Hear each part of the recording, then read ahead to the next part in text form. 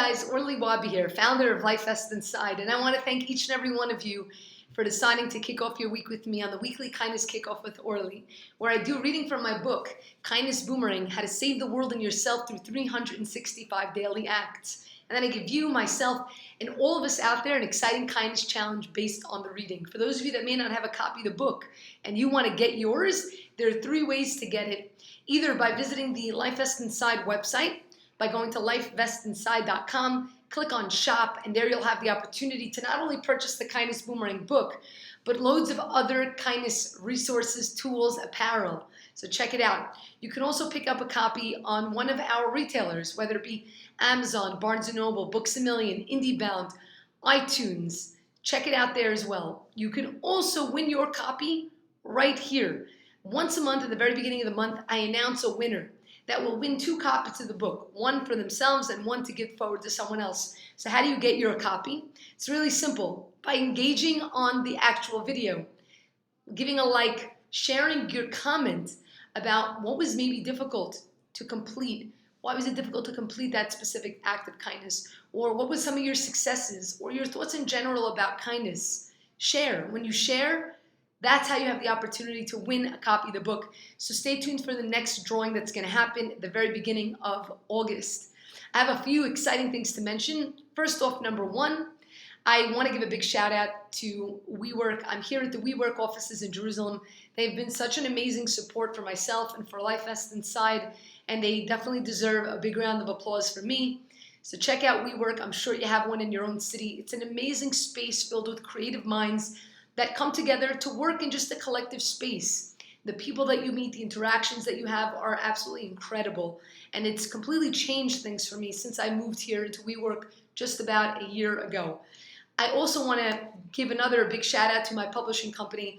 Super excited. I just got the news that we are receiving a deal to do an audio version of Kindness Boomerang.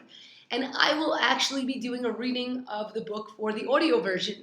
I'll keep you guys, posted about more details on that. So stay tuned for that as well. Now jumping into the reading. It's coming to us from July 16th. And the act goes as follows. Think before you post. Give a second glance to a Facebook status or social media post that could potentially upset others before you post it. And the quote by Winston Churchill. By swallowing evil words unsaid, no one has ever harmed his stomach. And the reflection. A careless comment, look, or interaction can extract a knee-jerk reaction that we'll regret in hindsight. Tempers can flare, and emotions can take hold of our rational thinking. It happens to the best of us. Combine irrational thinking, intense emotions, and the relative anonymity of social media, and it can be a powder keg ready to explode. When someone angers you, frustrates you, or hurts you to your core, take a deep breath. Let the initial feelings pass, and you'll magically see a way of putting a positive spin on something negative. The right words can make someone's day, but the wrong ones can ruin a life. Choose to spread positivity. This is something that each of us encounter on a daily basis. This concept of thinking before you post. Each one of us has potentially been on the opposite side of receiving a really negative comment or seeing somebody's status or post that reflects at you. Maybe you had an argument with someone, and that person may have taken to social media to write a post, whether they called you out on that post or whether they just simply referred to you within that post. It can be very, very hurtful. But we've all also been on the other end where somebody's hurt us. And in today's world of digital media, it's very easy for us to take shots at someone and not necessarily see the impact of those shots that we've taken at them. What do I mean? It's very simple. You're sitting behind a computer screen. You can type out some sort of a negative comment or some sort of a stab or a jab at somebody, whether it be because they hurt you, whether it be because you don't like them, or maybe you're jealous of them. And again, it's about us being honest with ourselves as to why we choose to do that. Because we spoke last week about this concept of choices and how our choices matter, and they matter because we matter. And so what we choose to do and to say really creates a domino effect of positivity or of negativity. We get to choose that narrative by the choices that we make. But what we need to realize is that there's someone on the other side of that computer screen. I tell you guys, I'm running an organization geared towards spreading kindness, okay? And I'm doing this, why? I'm doing this because this has been part of my heart ever since I was a little kid. I'm a full-time volunteer to do this. And while I get so many positive comments, and I've read so many amazing comments from you guys, and it really fills me, something we need to realize, okay? Sometimes people could say, Orly, I know people probably tell you this, but I'm so grateful for what you do. And I tell them, no, don't take for granted the value of a positive comment, because it takes 100 positive comments to erase one negative one. I know that's crazy, but if you've ever been on the other end of a negative comment geared towards you, whether it be on social media or whether it be in person, you know exactly what I'm talking about. A negative word takes 100 positive ones to erase because it leaves scars. Like I've said many times in the past, we all know the famous line that we've been told since we're kids: sticks and stones may break my bones, but words will never hurt me.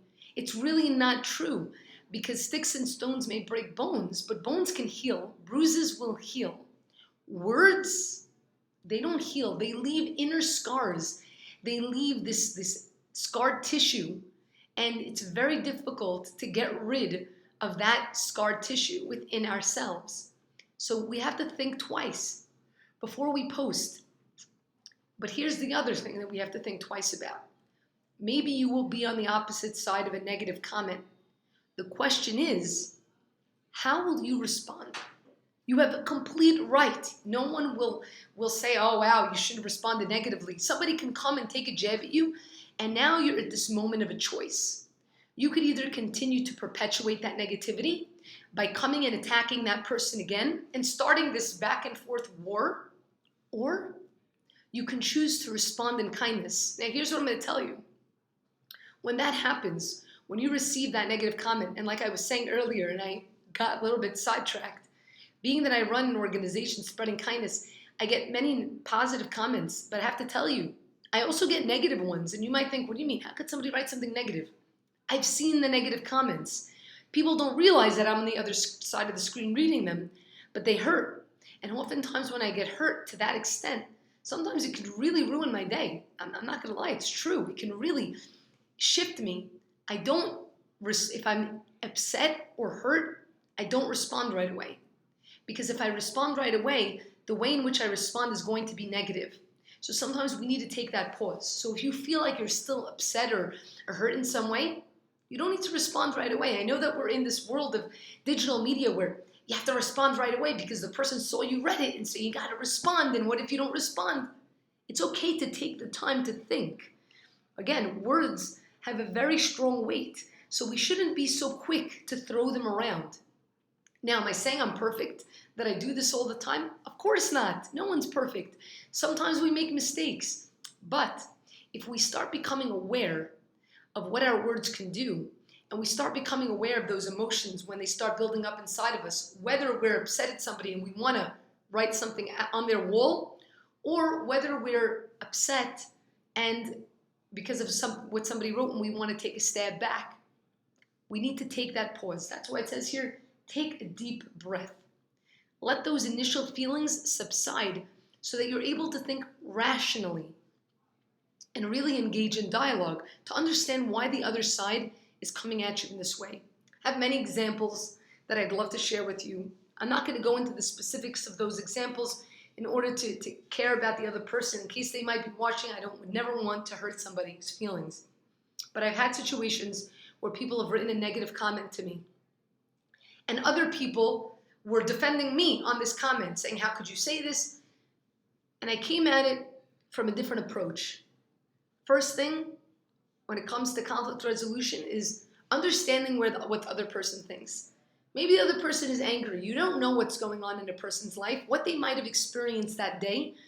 Now, it doesn't give them right to start attacking another person. But if you put yourself in that person's shoes, maybe something happened in their day. You don't know, something really negative. And they took a stab at you as a result of it. So the first step is to acknowledge their feelings. You can't tell somebody you're not allowed to feel that way. A person's allowed to feel whatever they want to feel. The way in which they come at you, that's something that you can speak to them about. But first is acknowledging how they feel. I understand that maybe you could have, maybe what I wrote or maybe what you saw made you feel this negatively. And I'm not trying to change how you feel, but let me give you another perspective. If you open in this way, suddenly the person is no longer on the defensive. They're not wanting to attack you. Their walls are coming down and they're able to listen to you. This is how we create dialogue with each other. And so the moment you say that, you say, I just want to show you another perspective. I never meant to hurt you. And again, it depends on the situation, okay? If you said something that somebody took offense to, my intention was never to hurt you. And I meant it in so-and-so way, but I apologize if you've taken it that way. Now again, there are loads of situations that I could give you examples of. And I'll even take it this step, okay? If any of you out there have a situation that you might find yourselves in over the course of this week, where maybe a friend or someone reached out to you, said something negative, or responded negative to something that you wrote, and you want some advice of, Orly, here's an example. What would you do? Send it to me.